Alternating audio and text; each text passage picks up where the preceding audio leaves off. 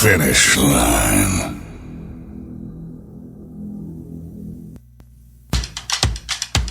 Getting involved in the motorsports industry? Late models, helmets, modifieds, doesn't matter. Need to have a wrap job done? Then let All About Wraps take care of you. All About Wraps strives to offer our clients with fast, affordable service from go-karts to the national touring level and everything in between. Wraps on race cars, design services, and promotions.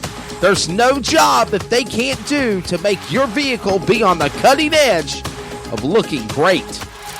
Race wraps are starting at just $500. Contact All About Wraps today, and let's see what they can do for your racing team. Call them up at 410-903-3302 or send them an email at allaboutraps@hotmail.com. All About Wraps. All About Wraps strives to offer our clients with fast, affordable service with race wraps starting at only $500. From go-karts to national touring teams and everything in between. Late models, modifieds, sprint cars, midgets, asphalt cars, and we'll even decal your helmets.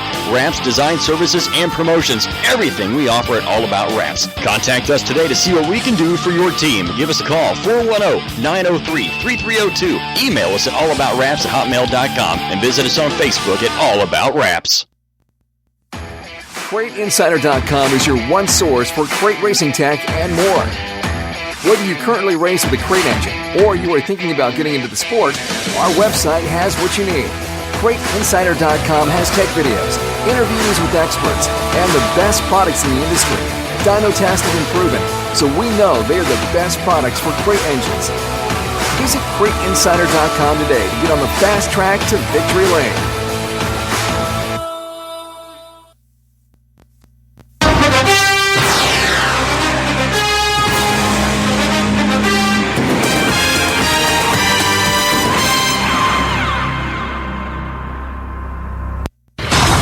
This is Finish Line. Undisputed, unrealistic, unscripted, and unrehearsed.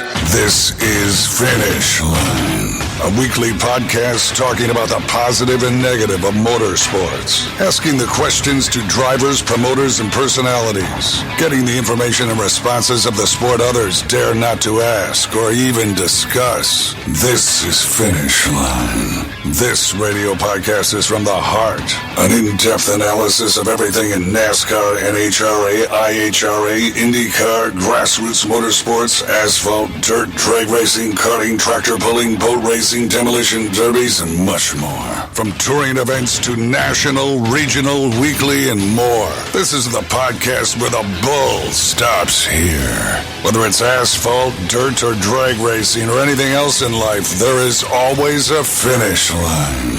Now, he's a respected veteran broadcaster with over 20-plus years' experience calling all forms of sports for public address, TV, and radio, from NASCAR to the grassroots. Please welcome your host, Wesley Outland. This is Finish Line.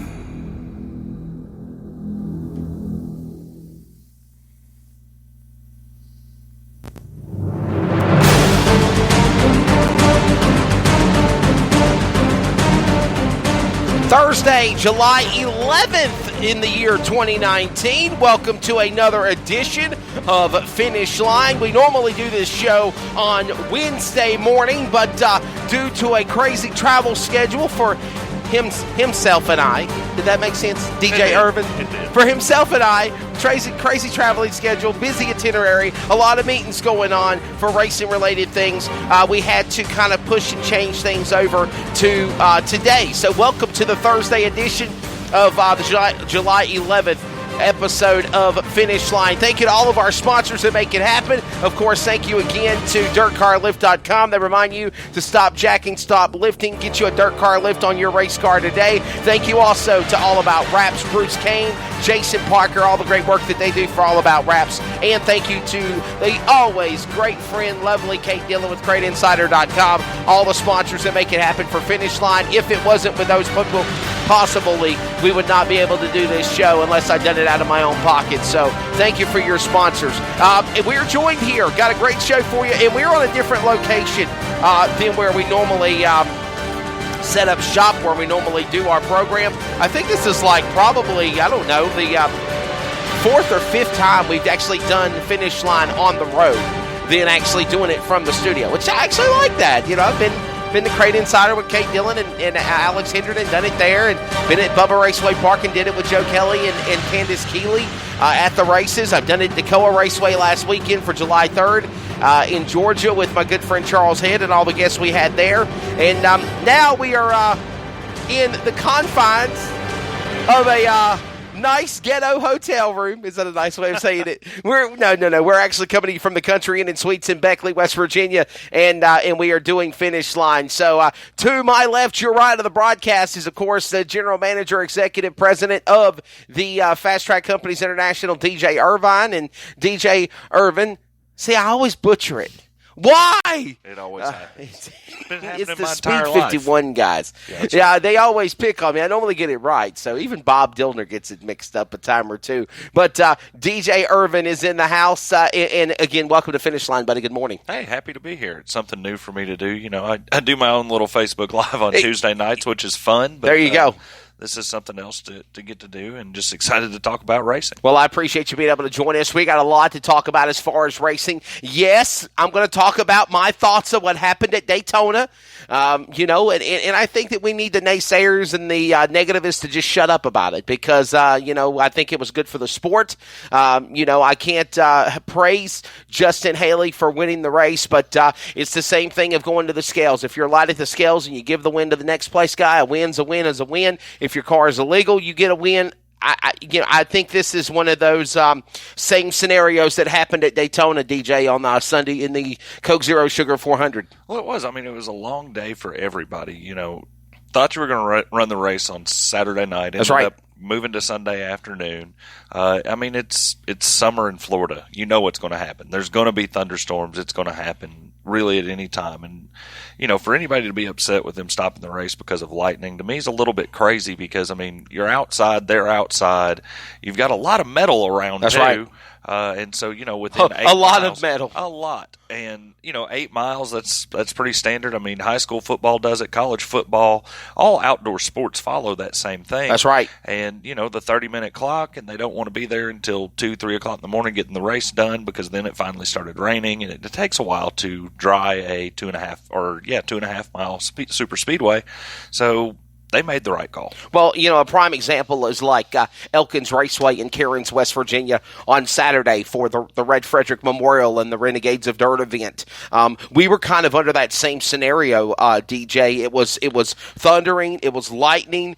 You could see it from the press tower. I mean, I thought a tornado was going to drop out of the West Virginia mountains out of nowhere, you know. But they kept on. They kept pressing on. They kept racing. The lightning kept getting closer. And then all of a sudden, you know, we started the feature races, and then 3 laps into the big Renegades of Dirt feature, the bottom fell out. And you know, my only take on this, and I talked to a lot of people about it, and I've said my thoughts on the deal, and I'm not bashing Elkins Raceway. The Skidmore people are awesome people. Not bashing the series, not bashing the people behind the Red Frederick Memorial race.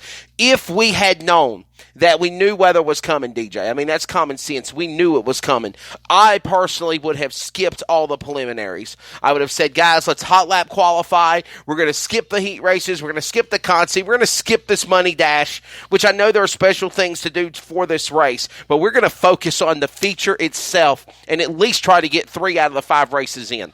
Well, I guess I agree and disagree on some points. That's, you know, the fans are there to see a complete show. They've paid their money to see a complete That's right. show. Now, I think that the complete show encompasses that preliminary action, the heat races, the qualifying. Maybe fans aren't crazy about qualifying, but it is part of the show. Single car out there by itself may not be the most terribly exciting thing that happens in our sport, but you do have to be cognizant of the weather, and sometimes, maybe make tweaks. Maybe that hot lap qualifying is a thing, but, the heat races and everything, you want to be fair to the competitors as well. That's right. Give them the chance to earn their starting positions through that. I mean, that's something that we take very seriously in Fast Track and Ultimate and everything, is putting on a consistent show no matter where you go. You know what the format's going to be. You know how it's going to happen. You know those procedures, and you don't want to have to change that, but sometimes Mother Nature forces you to change that.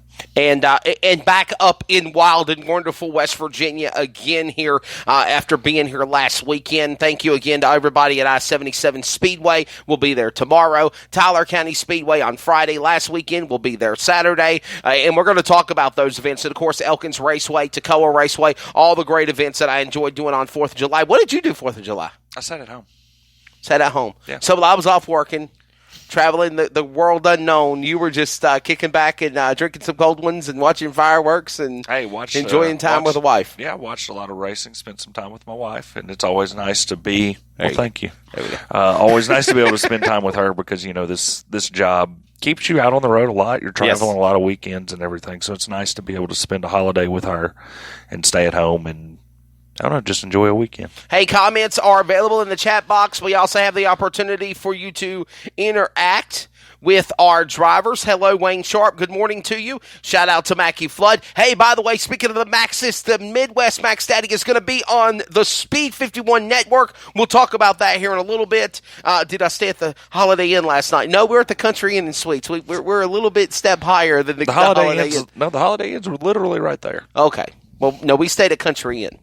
So, definitely. Henry Ormsby is checking us out and watching. I know he's going to be one of those drivers to keep an eye on. He picked up the win in the Fast Track Pro Late Model feature at Tyler County last week. And, we're up here in West Virginia because we're in preparation for the 9th annual running of the UBB Upper Big Branch Memorial Race at I-77 Speedway. And, of course, on Saturday night, the 2nd annual running of the 7,000 to win Great American Crate Race. I couldn't be more excited for this weekend. I mean, I've been looking forward to this weekend for a long time. I've been to 2 Ultimate races at I-77, a great facility over there.